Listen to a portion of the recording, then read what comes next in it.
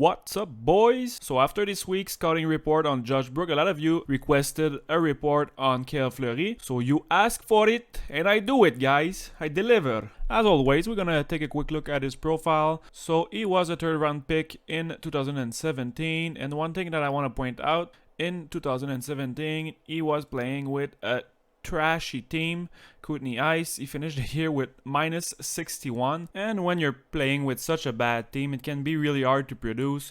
For example, let's take a look at Noah Dobson, who was arguably one of the best defensemen last year. He struggled a lot at the beginning playing with Acadie batters. Give me a second. Okay. So you can see it was night and day when he was traded. He had only 16 points in 28 games, minus 30. And with Rouen Aranda, it was a all different story, 36 points and plus 40.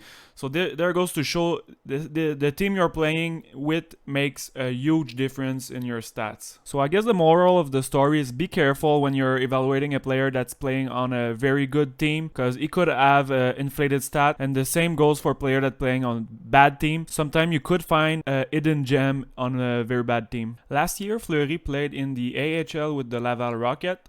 And I sort stats here: defenseman, draft eligible plus 2 years since he was drafted in 2017, just to see where he is versus the other defensemen in that draft class. So you can see stat-wise he finished 4th, which is very good for a third-round pick. If you look quickly at the other names, they pretty much are first-round pick or second-round pick. So stat-wise, in terms of production, it's looking pretty good for a third-round pick so far. Okay, let's roll the footage. For this one, I have a little bit less clips since I've watched around 20-ish games, but it should be more than enough. We're gonna start with the thing I like the most about his game, and it's his shot. So there's a few things I like about his shot.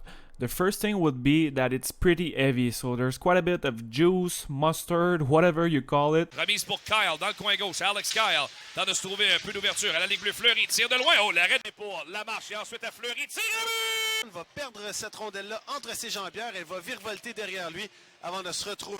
Wraps it back out high to the point. Cale Fleury's wrister blocked away by Juho Lammikko. It's only been a couple of days having Juho Lammikko back, but you see what he does on this kill. Fleury stepping in and firing, he scores. This was one of my favorite plays from Fleury, so it's always a good idea to roll on the blue line and try to get the center ice. You're gonna have a better angle, and also what he did really well, he made just a little fake shot, and it gave time for his forward to go in front of the net. Overall, just a very well executed play. This one another example of his quick release, and he doesn't wind up through the roof like P.K. Subban, just quick and easy shot. And one more time, just taking the center of the ice, and this time using the wrist shot. I think he was doing a good job mixing between slap shot and wrister, and both of them were really good. Ce qu'il voit là qui est fait à la ligne bleue pour Fleury. Fleury dirige un tir et rondelle libre devant et le but! Au net, c'est 5 contre 3. Au net près du filet. Prend son temps. Au net toujours. La remise à Fleury. Du haut des cercles, passe devant pour Grenier. Pas vraiment d'espace pour lui. Grenier tente de se démarquer maintenant. Cercle droit. À Fleury. À Grenier. Grenier. Feinte de tirer, pas vraiment de chance de le faire. À Fleury, voilà le tir, le but! Cale Fleury! And not only does he have a good shot, but he also has very good instinct going backdoor or just driving the net. Around the net, he's pretty good. So it's not only the shot, it's also the timing and everything. Overall, pretty nice offensive instinct. De New York, voilà Kulak. Maintien en territoire des Marlies, ça revient dangereusement dans l'entrée, rondelle libre et le but!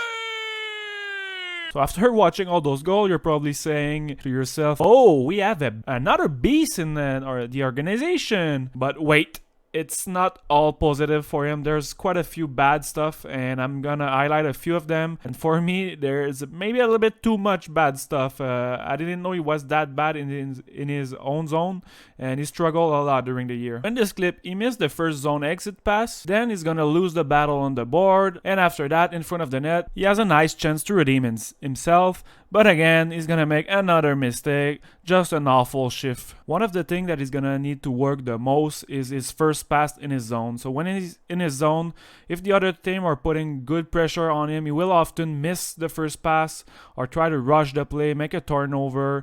He's really not reliable when he's getting pressure in his zone. This is a pretty big red flag for me, because if you're not able to make a consistent first pass, and if you're a turnover machine in your own zone, you're just never gonna touch the ice at 5-on-5 in the NHL. Doesn't matter how good your shot or your offensive instinct are. This is how it is. You need to be more reliable than that, and he's gonna need to improve. What can you do to improve? Well, the first thing for him would be to use his D partner a lot more, because the easiest pass is always gonna be your D partner, and also you don't have necessarily to do the hard pass every time, so you can simplify your game and just try to search for the easiest pass, and it's gonna limit your turnover. And one other thing that can be good to improve the first pass, it's stick handling. It might not look like it, but when you have good stick handling, first, you are able sometimes to beat the first guy that's putting pressure on you, and second, when you don't have to worry that much about the puck, when you have good stick handling, you can just keep your head up. It gives you more time to scan the ice and choose the right pass to do. One thing I have to give him credit for is he's a pretty good skater, so often when he was in trouble,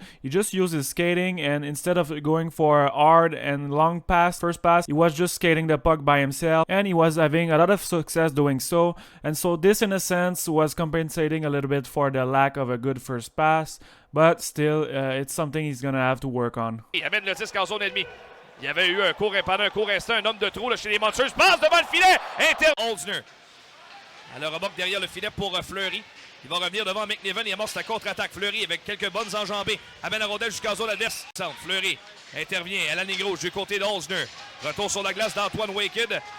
Alors qu'on évolue maintenant force égale. Au centre, Fleury s'amène en territoire ennemi. Fleury, on laisse aller. One other good thing about his game would be his physicality. So he's not scared to throw his body around. I saw him made quite a few big hits in junior. In the AHL, I don't have a lot of clip, but I mean, he has a good timing and is pretty solid on his feet. So I'm sure he's going to have a pretty good physical presence. Dans le Shinkarok également. Hein? Donc les chances sont là.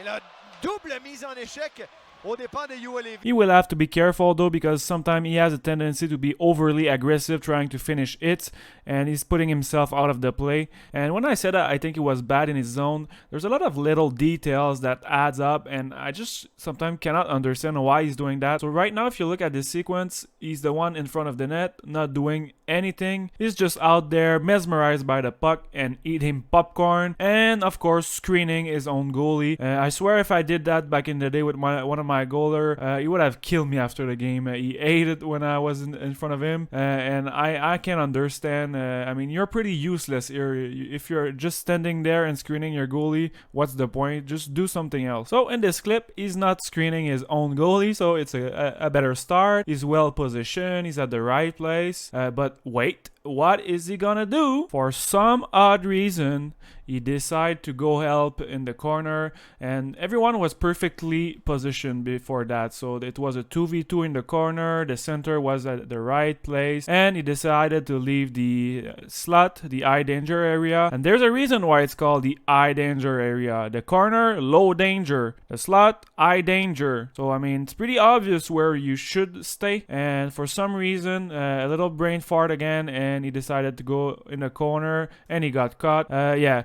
Joel Bouchard is gonna have a lot of work to do with him, and it's gonna be a fun project because he has the offensive tool, but defensively he needs work, and the coaches will have to help him. Okay, so this is gonna be it for this one. Sorry if this one was a little bit more negative. I tried to speak my mind, be 100 with you, keep it real, and there's stuff to work on for him. As for the player comparison, I think he has a little bit of Jeff Petrie in him, but maybe the Jeff Petrie in Edmonton version, the one that was bad defensively, maybe a little bit of Seabrook, but the current version of Seabrook. So this is what I think he could become if he makes it to the NHL. And to finish this off, a few projects I'm working on right now. Next video is going to be Joel Teasdale and Raphael Harvey-Pinard, and if I have time, maybe a top 10 for the Abs prospect. Thank you, thanks for watching.